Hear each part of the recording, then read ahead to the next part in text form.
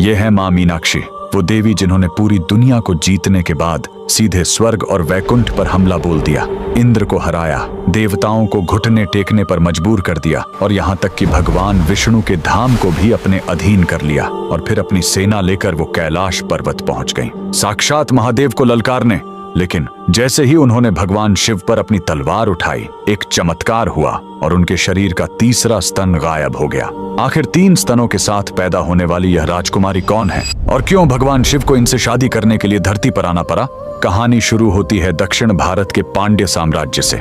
राजा मलयध्वज के कोई संतान नहीं थी। दरअसल राजा की पत्नी रानी कांचनमाला ने पिछले जन्म में माता पार्वती की घोर तपस्या की थी और उन्हें बेटी के रूप में पाने का वचन लिया था। भक्त का वचन निभाने के लिए स्वयं माता पार्वती ने कैलाश छोड़ दिया।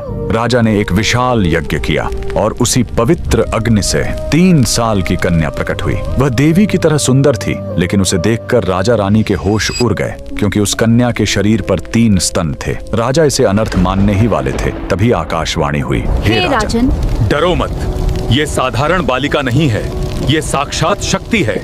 इसे एक योद्धा की तरह पालो।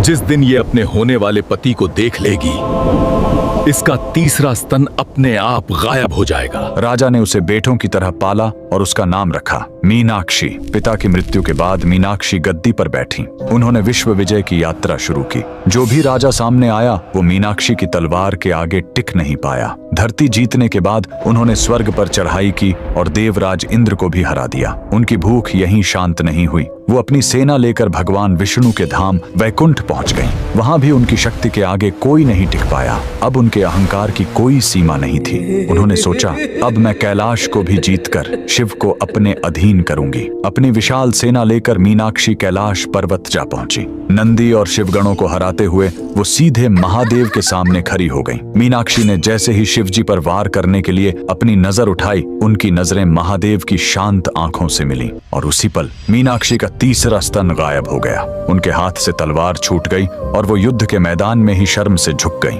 भविष्यवाणी सच हो चुकी थी। वो समझ गईं कि यह साधारण योगी नहीं, बल्कि उनके स्वामी हैं। महादेव ने मुस्कुराते हुए कहा, देवी, तुम्हारा जन्म ही मुझसे मिलन के लिए हुआ है। मैं जल्द ही मधुरै आऊंगा। इसके बाद धरती का सबसे भव्य विवाह हुआ। भगवान शिव सुंदरेश्वर बनकर मधुरै आए। स्वयं भगवान विष्णु, जो मीनाक्षी के भाई बनकर कन्यादान किया। आज भी मधुरै का मीनाक्षी अम्मन मंदिर उसी शक्ति का प्रतीक है। वहां आज भी पहले रानी मीनाक्षी की पूजा होती है और बाद में भगवान शिव की। नारी शक्ति के इस अद्भुत रूप के लिए कमेंट में लिखें, जय मां मीनाक्षी।